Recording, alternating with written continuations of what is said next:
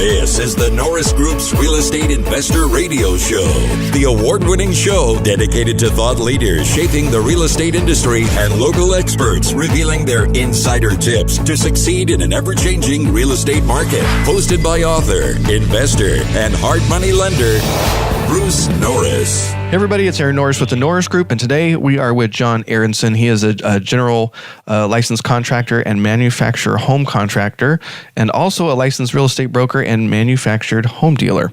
He's CEO of On the Level and Crest Backyard Homes, and his family has been focused on all things manufactured housing and ADUs for some time now. We'll get to that in a second. He's also the author of Backyard Home Guide, everything you need to know about building an accessory dwelling unit, also known as an ADU. So welcome, John. Good morning. Well, first of all, I want to say a huge thank you. You and your wife were so tremendously helpful when we were working on our chapter on accessory dwelling units back in September for our event, Cashing In on a Boom. This chapter caught me very off guard, how much history I needed to know. I was reading legislation. You were just an extreme help. So thank you for helping me get through that process. You are a wealth of knowledge, sir. Well, thank you very much. I learned it all from my wife. Did you? Okay. We've actually grown up in the business together. So, how did you get involved in this space? What you mean with manufactured housing or with ADUs or both? Well, let's start with manufactured housings. Yeah. How long have you been in the manufactured housing space, and why manufactured homes? I kind of backed into it by default in '86.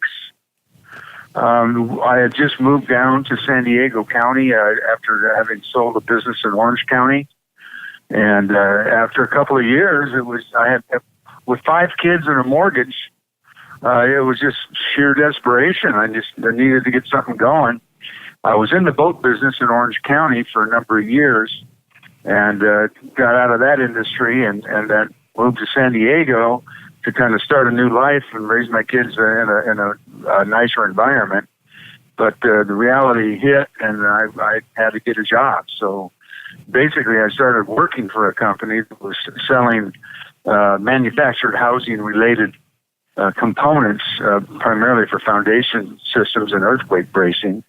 And then one thing just led to another, and we just evolved from there. And over the past 32 years, it's been pretty much our bread and butter and our life. So you fell into by accident, and manufactured housing sort of has it's sort of a dirty word. I don't know why. I definitely grew up thinking manufactured housing. Why does it have such a bad reputation? Well, it goes back a long way. It basically, the connotation comes from a trailer. They used to call them trailers. They used to the toters or the transporters that hauled them down the freeway referred to them as wobbly boxes. Yep. And that was probably about the best definition I ever heard, because back in the 60s and 70s, that's exactly what they were. They were just little, tin shacks, essentially. They weren't built very strong. They didn't really. They were more like an oversized recreation vehicle. And then through the years, they started morphing into what they are today, which are basically HUD compliant and UCB and ICBO compliant dwellings that are built to the same standards that site-built housing is. In fact, today they're built even much better than site-built housing. Really? In most instances, yes. How's most that? Definitely. Well, it's the materials. It's a material to an environment. Indoor environment is a lot more hospitable than outdoor. Outdoor is a lot more hostile to building components. You've got a problem with termites. You've got a problem with pilferage. You've got a problem with warping, waste, all the above. And with factory-built housing, by today's standards, it's all about environment, and it's all about the quality of materials. The lumbers that most if not all manufacturers use now are kiln-dried lumber. Mm-hmm. So it's nice and straight. It's not going to warp and crack like so much site-built wet wood does. And as a general and manufacturer home contractor, we do both. I really have no prejudice against site-built. It's just that having been in manufactured housing and see it evolve the way it has for the last 30-plus years, I've just come to really, really feel comfortable and confident that it's a good product. Well, I think a lot of listeners are going to be a little bit newer to, and I was confused even researching this. There's some let's throw out some definitions so we're all speaking the same language. So manufactured homes are under Title 25 in California law. How do you define a manufactured home these days? Well, basically, they're built on they're pretty much built on the same assembly line as a modular home. And there's very little difference. When you see them going down an assembly line, you really can't tell one from the other than the manufactured home is built on its own chassis, and it's shipped on its own running gear, and it's installed with the mainframe in place and not to be removed. And then it's set up on a series of pier jacks and pads, either wood or plastic or sometimes cement. And then it's basically skirted, and it goes under the what they call the HUD mandate, Title 25. They regulate it. So, from a practical standpoint, as a homeowner looking to put a very inexpensive ADU on their property, manufactured versus modular versus site built is probably the most economical in the overall scheme of things. It's just a lot less turnaround time. You don't have to mess with all the local city ordinances. It's because it's basically under the HUD mandate, which supersedes the local jurisdiction. And that is something important to know for sure. Okay. Well, and then real quick, so modular then would be sort of stick built. It's just built off-site, so it's prefab. Is that a good way to define it? Well, no, a prefab basically is what they refer to as a flat stack, which is a series of floor, wall, and roofing components that are flat stacked on a low bed trailer, transported to the job site, and then erected in place, more or less constructed. But they're prefabricated from the standpoint that you don't have to build it from the ground up. So that there is a difference between prefab and total factory built. The HUD, by contrast to a modular meaning that it's built the same way, but it's not built on its own frame and chassis or running gear. In fact, it doesn't have a running gear. It's just built with a bottom plate, and then it's hoisted on by crane or rolled on by a series of rollers to a lowboy trailer, and then it's hauled to the job site, and it's either rolled on or crane lifted and set onto a poured-in-place continual footing wall, much like a site-built home on a raised foundation. And then they're anchored. The home is actually anchored to the footing. So it's a permanent installation. And those fall under Title 24 in California, right? Those are Title 24, and they're all basically it's all geared towards local jurisdiction. So a modular would have to comply with the same local ordinances as a site-built home would, with the exception of a few less inspections, because if a modular unit comes with enclosed walls, then there's no way an inspector is going to be able to see the nail patterns or the anchor bolts or the tie downs or any of the things that they usually look for when inspecting the site-built structure. But then those are all done at the factory so that the inspector on site doesn't have to do that. Yeah, and I think there's a conversation in California about labor, especially skilled labor, and some of the benefits that are emerging for prefab and modular. It's in controlled environments. It's environmentally friendly because of waste, and it ends up on site and can get put together faster than if you're doing stick built. But those key terms are really important as well, because now we're going to talk about accessory dwelling units, and it can be any of those three things. I think that's what got a little bit confusing. I'm like, oh, Title 24, 25, what's city regulated, what's mandated by HUD. There's a lot to follow here. There is minutia that you've got to wade through, there's no doubt. But those are two really, I would say, far superior options in site built. We're leaning more towards modular and manufactured every day because of the a lot of the challenges that go along with a site built product. Now, having said that, there are instances where you have no choice but to go site built, where access becomes a problem, ingress and egress. If a crane won't work, if there's high tension lines or high trees, or the boom to reach ratio is such that, versus the weight of the component is such that it would be too dangerous to use a crane, for fear that the crane may tip. And there's no room on either side or in the rear of the home, the primary residence, then you'd have no choice but to either use a flat pack prefab or go with a complete ground up. Well, and some people just might not know all those different options exist. And I think I was very interested to watch Amazon this year invest in a Fontana-based prefab manufacturer.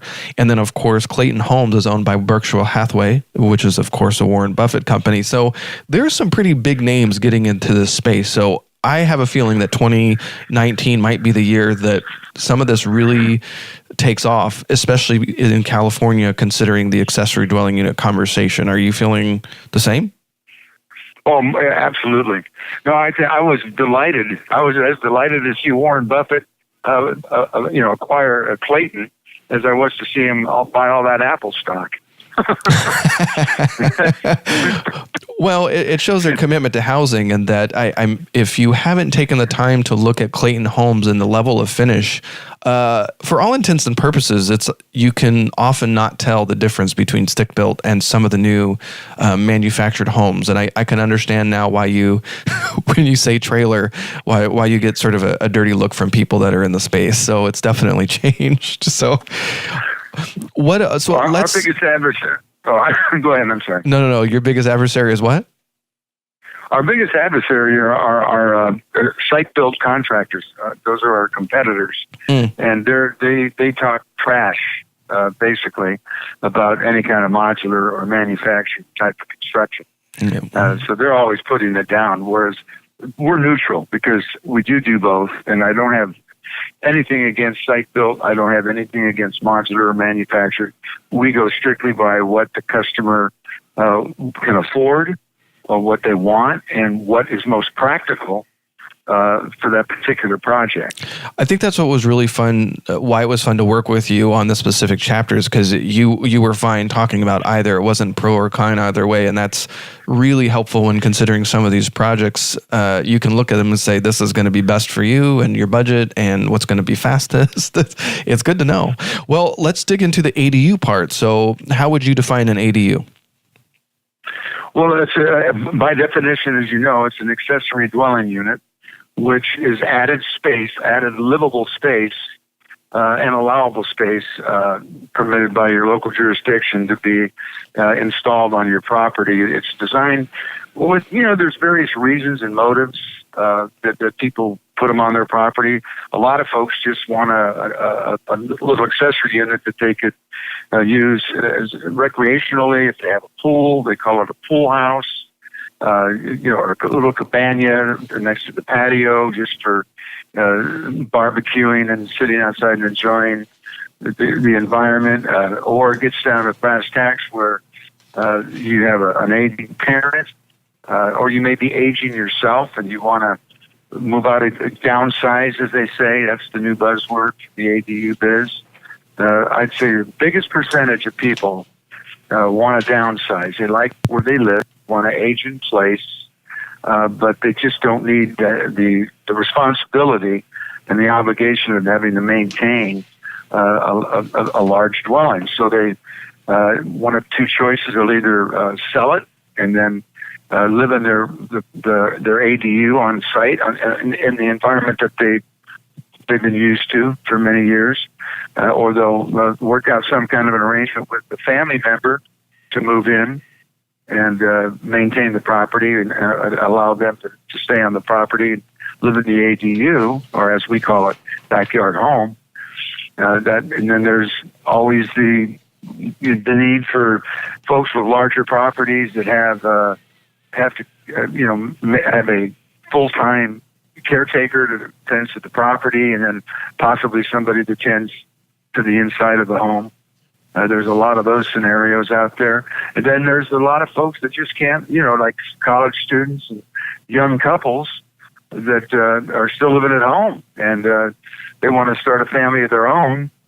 And, mom and dad don't want to have them all living under the same roof, so if they've got space on their property, they'll put an ADU on the property for that purpose. So there's myriad reasons and motivations for it, but I'd say primarily, and then there's those folks that just want to capitalize on just leveraging the property below their feet that they own. They want to be able to garner an additional revenue stream, so they add an ADU, and that by and large is becoming very big with a lot of investors. Yeah. They're looking at, Yeah, that's why we wanted to cover this chapter. And there's a few different opportunities. There's the flip, which we'll get to the pros and cons later, and the rental side. There's the short-term rental piece. And, back in 2016 is when this really got started, and Governor Jerry Brown actually signed a bill at the state level. And the motivation was that California just hasn't been producing enough housing stock, or more specifically, affordable housing stock for people. And the official definition, according to the Assembly Bill 495, was it shall include permanent provisions for living, sleeping, eating, cooking, and sanitation. And the reason why I wanted to cover that was a lot of cities are dealing with this in a different way. There are some cities who are very upset that the state decided to get in this space. We're now through 2 rounds of regulation. We interviewed late last year Senator Wachowski, and he told us on air that he wasn't done yet, so expect more in 2019. But to finish up the definitions, there's also the JADU, so the junior accessory dwelling unit. How would you define that? Well, that basically is one of two things. It's either a conversion that you do within the footprint of your existing structure, your primary residence. In other words, you take one of your bedrooms that has an adjoining bathroom, and by definition, an ADU or a JADU has to have its own ingress and egress, its own access from the outside, and it has to have at least an adjoining bathroom, and then a kitchen, or more specifically a kitchenette, is basically what it usually ends up being with a JADU scenario, given the space you have to work with, unless you have an exceedingly large room. Or that's option number one. Or you can do a room addition and expand beyond the existing footprint of your primary residence and build another room that has all those same elements. Mm-hmm. So that's basically it. It's exciting, and a lot of people don't know this is what's regulated by the state. And basically, the state said if you don't have whatever you had prior to 2017 is null and void. It's going to default to the state unless you create a new ordinance, and that would go into effect in 2018. And there was very specific guidelines. I think I got that right. Everything went into effect in 2018. Is that correct? Well, Senate Bill 1069 and Assembly Bill 2299, I think it was, went into effect January 1st of 2017. Oh, that's right, 2017. And then, subsequently, 2018, they just basically implemented, I think it was Senate Bill 1226, which deals with retrofitting non-permitted or non-conforming ADUs. Mm-hmm. Yeah, and so they regulated at the state level. So if the cities don't have one, and a lot of them didn't, it defaulted to the state level, and the state level is pretty generous with the size of the ADU. The whole point was to lower the barriers to entry, and by right, a property owner has the right to build an accessory dwelling unit, not have any onerous parking regulation. It was just there to smooth the path to make this easier so people could get more housing units up as quickly as possible. I think from sort of how I took it. The state was not very happy with how cities were layering on a bunch of fees for schools and utilities, which was not the intent, and to the tune of oftentimes 5 figures for some of these permits and fees. And so that's one of the reasons that you've been seeing additional regulation, because they're like, no, you can't do that, and this is why, and this is the regulation. So it's interesting. Unfortunately, it's confusing because every city is handling this differently. You have to see the fine print. Sometimes there's history overlays. There's some ways they can still get around it. So you really have to make sure you're not buying properties assuming you could just go in and build whatever you want. Is that one of the mistakes you're seeing? No, you nailed it. I this young lady that's involved with the San Diego Creative Investors Association and has been for quite some time, and I are going to be working on an analysis, a cost analysis for where and when it's really practical to address an ADU on the basis of ROI or a cap rate that you can actually realize a return on your investment with. I contend that the jury's out on that. I don't ever advocate that in any of my presentations to people. If they say, look, I want to do this for investment, I want to make money on my ADU, I go, well, you better sharpen your pencil and make sure that you fall within the formula, or you could be sorely disappointed. And I think a lot of that is just based on how much equity somebody has in their home, what their debt to income ratio is, what their loan to value ratio is. I'm talking real estate broker speak, because I am a real estate broker as well. Mm-hmm. But I mean, those are all the things that you have to take into consideration before you just go, take out a bunch of money to build an accessory dwelling unit. It's ideally suited for investors that go into it with both eyes open, knowing that they're buying a property that they fully intend to add an additional unit on for income purposes. But for a young family or for mom and dad to just think that they can go put an ADU on their property and turn around and start generating income on it, you got to really do the math. It could really hurt you. Yeah, I've heard some feedback that flips and ADUs are a little bit on a plus side. If an investor is buying a flip and they're going in and they're adding an ADU because they're already in the space, the ADU is going to match the new home. It's a creative way to do it, and it's like adding square footage. And I've heard that some appraisers are giving a square footage value just across the board. So the appraisals have been coming in, but because of the lack of comparables in some of the communities, appraisals can be a challenge. And then you've also got the banks. Yep. Well, your wife is in the finance part. And comps. I mean, of course, that's synonymous, because your appraisal has to kind of, comply with the comps in the area. So, that it all works hand in hand. And you're right. If you're in an area where there's a lot of single family residences, but no ADUs, and sometimes the appraisers are thrown a bit of a loss as to how to go about calculating it out. Well, I knew this was going to happen. This is a beefy show. Let's take a break, and we'll come back for the second show and dig a little bit more into the finance and the appraisal part. So we'll be right back. For more information on hard money loans and upcoming events with the Norris Group, check out thenorrisgroup.com. For information on passive investing with trust deeds, visit tngtrustdeeds.com.